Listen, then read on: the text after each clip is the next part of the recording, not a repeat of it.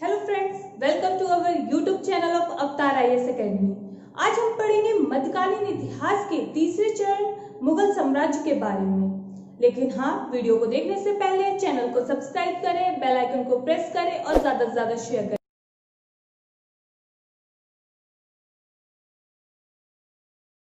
आज हम चर्चा करेंगे मध्यकालीन भारत के तीसरे चरण। तीसरे चरण से हमारा तात्पर्य यह है मुगल काल के बारे में चर्चा करते हैं। बाबर, हुमायूं, अकबर और उनके आने वाले उत्तराधिकारियों के बारे में। हम यहां पर आपको यह बताने वाले हैं कि 1526 में बाबर ने जब हिंदुस्तान की सत्ता प्राप्त की तो उसके पहले बाबर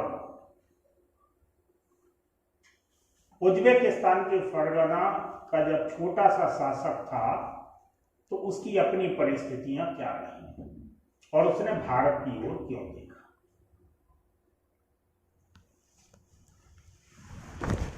ये तो सभी लोग जानते हैं कि बाबर तुर्की मंगोल परंपरा से आया था, अर्थात तो मुगल तुर्की मंगोल परंपरा के थे।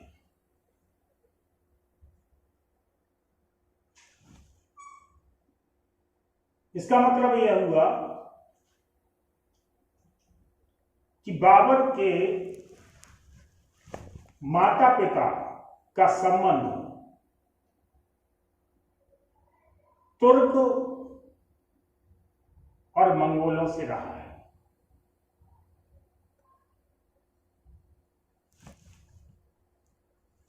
यह बताने की अभी आवश्यकता नहीं है कि माता की ओर से पिता की ओर से बाबर कौन सा वंशज था। आवश्यकता यह है कि जिस छोटी सी परगना, एक छोटी सी जागीर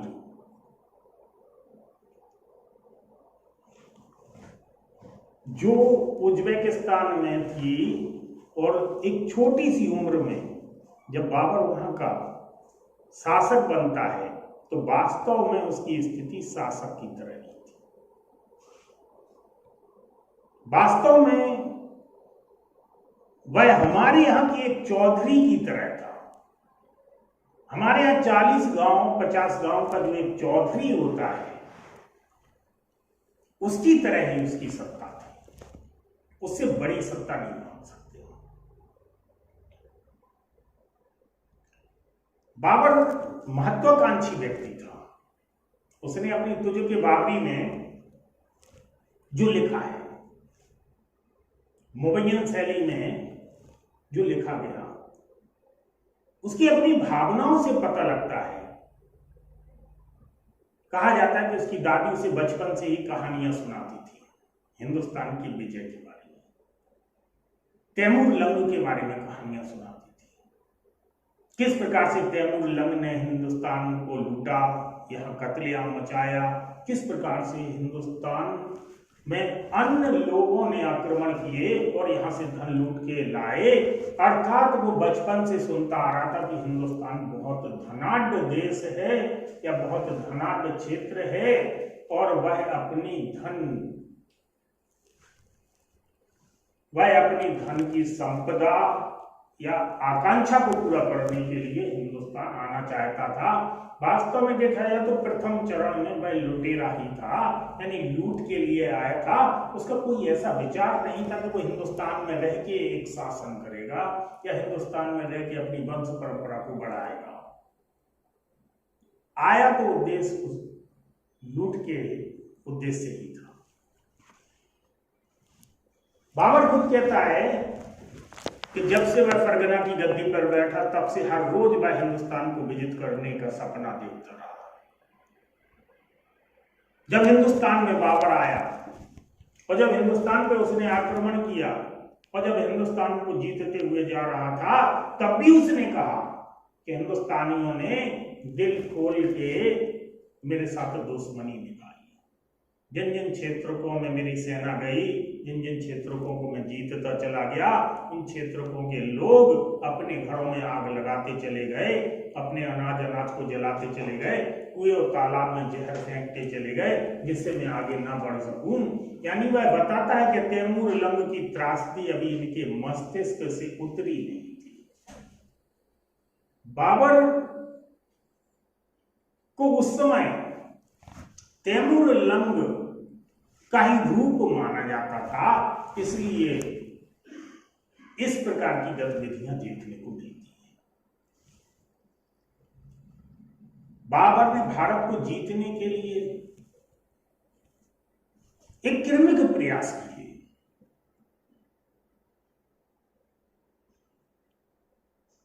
एक कल्पना कीजिए,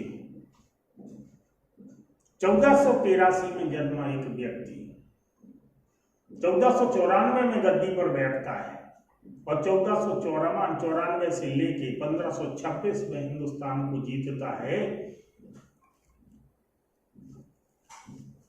तो 1526 यानी इसके 20 साल से ज्यादा का समय उसके विजय अभियानों का समय रहा है, जो हिंदुस्तान की ओर था। प्रारंभिक चरण में उसने अपनी स्थिति को मजबूत करने के लिए अपने चाचा हैरा का जो गवर्नर था उसी से कांधार छीनने की कोशिश की थी, लेकिन वह असफल रहा। धीरे धीरे उसने बल्ख को जीता, बदख्शा को जीता, कांधार को जीता, काबुल को जीता। काबुल को जीतने के बाद क्रमिक रूप से आगे बढ़ा, और जब वह आगे बढ़ा और हिंदुस्तान में भीड़ा को जीता, भीड़ा को जीतने के बाद उसे एहसास होने लगा था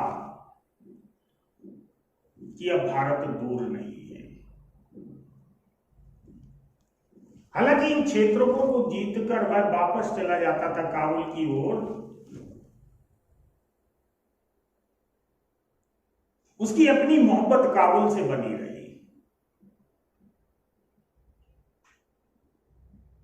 जो वास्तविक रूप से जो परिवर्तन आए, वास्तविक रूप से परिवर्तन तब आए जब पंजाब के गवर्नर ने उसको आमंत्रित किया इब्राहिम लोदी के खिलाफ। और यह भी माना जाता है कि राणा परिवार ने भी बाबर को आमंत्रित किया था। इब्राहिम लोदी के साथ जो बाबर का पानीपत का युद्ध होता है, ये हिंदुस्तान की विजय का पहला महत्वपूर्ण युद्ध था, जिसने मुगलों की सत्ता को यहां स्थापित कर दिया। पानीपत के बाद बाबर ने महाराणा सांगा के साथ खानवा का युद्ध किया, मैथिली राय के साथ चंदेरी का युद्ध किया,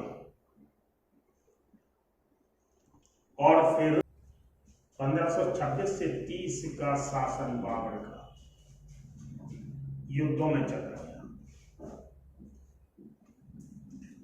पंजाब विजय के बाद या पंजाब विजय के पहले ही बाबर की मानसिक स्थिति बदल गई थी। अब वह लूट के उद्देश्य से नहीं, बल्कि अब वह यहाँ पे एक स्थायी शासन करने के उद्देश्य से हिंदुस्तान को जीतना चाहता था।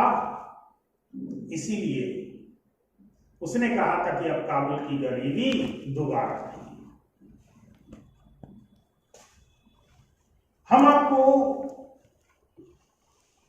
जब डिटेल में क्लास बताएंगे तब हम आपको यह बताएंगे कि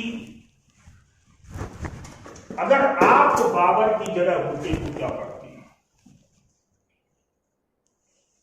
सबसे पहला काम यह है कि अगर आप दक्षिण पश्चिम उत्तर पश्चिम से आ रहे होते, हिंदुस्तान को जीत रहे होते, तो आप कहां जाते? जब आप दिल्ली में आ जाते हैं, इसके बाद आपको हिंदुस्तान पर अपना साम्राज्य विस्तार करना है, तो भारत की उन भौगोलिक परिस्थितियों को आप देखेंगे तो यहाँ पे आपको क्या दिखता है कि दिल्ली से जैसे ही आप आगे बढ़ेंगे तो एक तरफ आपका राजस्थान पड़ता है, दूसरी तरफ आपका मालवा क्षेत्र पड़ता है, तीसरी तरफ आपका जो है ना गंगा का मैदान यानी पूर्वी क्षेत्र पड़ता है, और चौथी ओर से आप खुद आ रहे हैं, आए थे। यानी चारों ओर से आपको प्रोटेक्ट करना पड़ेगा। और आपको आए किस लिए? आप विजय के लिए अगर आए हैं तो उन विजय की परिस्थितियों को समझना पड़ेगा कि किसी भी राज्य शासन को व्यवस्थित बनाए रखने के लिए सबसे ज्यादा जरूरत होती है राजस्व की, धन संपदा की। और धन संपदा वहां से ज्यादा मिलेगी जहां पे फर्टिलिटी ज्यादा होगी। अगर आप राजस्थान की ओर जीतते हुए चले जाते हैं तो वह डिजर्ट एरिया है, वहां से बहुत कुछ धन नहीं मिल सकता। सत्ता तो हो सकती है लेकिन बहुत अधिक स्थायित्व तो आर्थिक नहीं मिल सकता है। बाबर ने भी वही सोचा होगा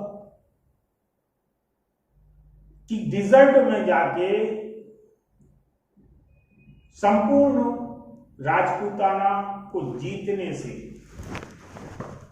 साम्राज्य तो बढ़ सकता है, आर्थिक संपन्नता नहीं बढ़ सकती है। इसलिए उसने खानवा का युद्ध किया और राजस्थान के रास्ते को ब्लॉक कर दिया, क्योंकि उसे दिल्ली को संरक्षित रखना था, दिल्ली को प्रोटेक्ट करना था। इसके बाद वह इस बात को जानता था कि जब तक मालवा क्षेत्र के रास्ते को नहीं रोका जाएगा तब तक राजपूत राज्य दिल्ली पर कैप्चर कर लेंगे। इसलिए उसने चंदेरी का युद्ध किया और मैदिनी राय को पराजित करके दक्षिण का रास्ता ब्लॉक कर दिया। अब उसका जो वास्तविक विजय का उद्देश्य था वो गंगा के मैदान का था और पूरब की ओर जाकर इस पूरे संपन्न क्षेत्र को वो जीतना चाहता था और वह पूरब की ओर चल गया। तो देखो, बाबर पहले अपने 3 रास्ते ब्लॉक करके गया था और चौथे पे खुद जा रहा था। पहला रास्ता जहां से वो आया था वहां पे उसका एडमिनिस्ट्रेशन था, दूसरा रास्ता उसने राजस्थान का ब्लॉक किया, तीसरा रास्ता दक्षिण का यानी चंदेरी ब्लॉक किया, और चौथे रास्ते पे यानी बंगाल की ओर वो चल गया। क्योंकि उसे पता था कि यदि बंगाल की ओर वह जाता है और यहाँ पर अगर दिल्ली पे कोई राजपूत कब्जा कर लेता है तो वो बंगाल में ब्लॉक हो जाएगा और इसके बाद उसे मार दिया जाएगा। जब पूर्व विजय के बाद वह आता है तो 1530 में उसकी मृत्यु हो जाती है और उसका उत्तराधिकारी जो है ना हुमायूं। हुमायूं के संदर्भ में जब चर्चा करेंगे, मैं किसी भी व्यक्ति के विजय अभियानों की चर्चा नहीं कर रहा हूं।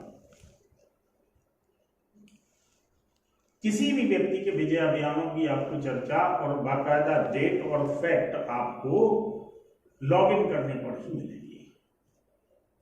हुमायूं की चर्चा करते हैं तो हुमायूं के साथ उनकी परिस्थितियों की हम आगे चर्चा करेंगे। किस प्रकार से हुमायूं के भाइयों के साथ सत्ता का डिवीजन हुआ और किस प्रकार से हुमायूं की स्थिति कमजोर हो गई, किस प्रकार से हुमायूं ने अफगानों पर विश्वास किया और किस प्रकार से हुमायूं ने अफगानों का दमन भी किया। शेरशाह सूरी और हुमायूं की टकराहट, हुमायूं और गुजरात के शासक की टकराहट, हुमायूं और मालवा क्षेत्र की टकराहट, इन सब युद्धों के बारे में हम डिटेल में चर्चा करेंगे आगे चलकर। 1530 से 1540 तक हुमायूं मुगल बादशाह रहा हिंदुस्तान में। 1540 में जब वह शेरशाह सूरी से हार गया तो वह हिंदुस्तान छोड़कर ईरान चला गया। इस कन्नौज की लड़ाई ने हुमायूं के भविष्य का निर्णय कर दिया था और 1540 से 55 तक यानी एक लंबे समय तक वह निर्वासित जीवन जीता रहा, भारत की गद्दी से दूर रहा और यहां पर एक बार फिर से अफगान सत्ता स्थापित हो गई। एक बार फिर से शेरशाह सूरी और उसके वंशज भारतीय राजनीति में प्रत्यक्ष भागीदारी निभाने लगी। हुमायूं ईरान के शाह की शरण में पड़ा रहा और इसके बाद 1555 में जब मच्छीवाड़ा के युद्ध जीता उसने, तब एक बार फिर से हुमायूं के भाग्य उदय हुआ और दिल्ली की सत्ता उसे प्राप्त हो गई। एक ही वर्ष में 1556 में हुमायूं की सीढ़ियों से गिरकर मृत्यु हो गई, जो एक पुस्तकालय था जो दीनपना के नाम से जाना जाता था, हुमायूं ने ही उसे निर्मित कराया था। इसके बाद अकबर की बारी आती है। अकबर के बारे में डिटेल में जानना है तो अकबर की राजपूत नीति, अकबर की धार्मिक नीति, अकबर की सामाजिक नीति, अकबर की जनता के प्रति भाव, अकबर की प्रशासनिक नीति, अकबर का रेवेन्यू सिस्टम, अकबर की मनसबदारी, बहुत सारी व्यवस्थाएं नीति हैं अकबर के साथ। इन सारी व्यवस्थाओं को जानने के लिए हमें अकबर के आंतरिक मामलों में प्रवेश करना पड़ेगा। इसके बाद जहांगीर की राजकुमार की स्थिति में जहांगीर किस प्रकार का था, कैसा नजरिया था प्रशासकों का, अकबर का खुद का जहांगीर के प्रति सलीम से क्या नजरिया था, और जब राजा बनता है जहांगीर तो उसकी अपनी राजनीतिक परंपरा क्या रही, किस प्रकार से नूरजहां जहांगीर के साथ जुड़ी, किस प्रकार से नूरजहां ने जहांगीर की सत्ता को हैंडल किया, ये सारी गतिविधियां हम जो है ना 1605 से 1627 के बीच में जहांगीर के संदर्भ में देखेंगे। जहांगीर के बाद शाहजहां, जहांगीर की भी बहुत सारी उपलब्धियां रही हैं, चाहे चित्रकला हो, चाहे आपकी भवन निर्माण कला हो, सभी में। लेकिन जैसे ही शाहजहां आता है तो भवन निर्माण कला टॉप पे आ जाती है।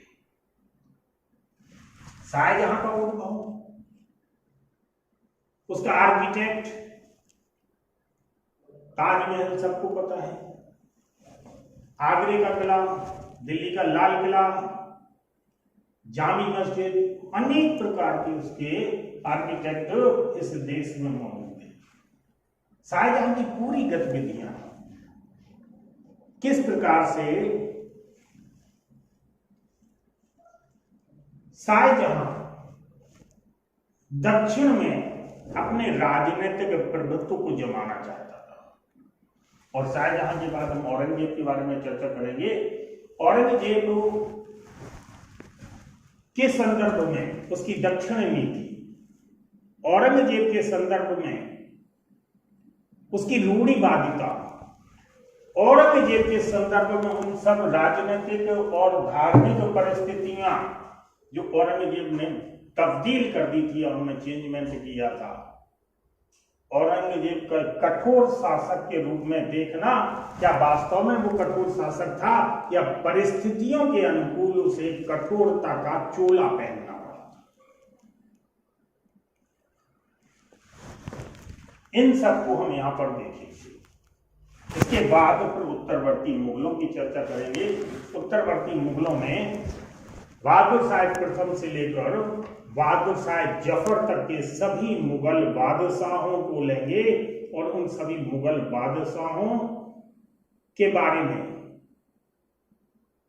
एक एक बिंदु पर चर्चा की जाएगी। मुझे आशा है आपको हमेशा की तरह यह वीडियो भी पसंद आई होगी। अगर आपको वीडियो से संबंधित कोई भी डाउट है तो कमेंट बॉक्स में मेंशन करें। और हाँ, जिसने भी चैनल को सब्सक्राइब नहीं किया है वह चैनल को सब्सक्राइब करें। Thank you.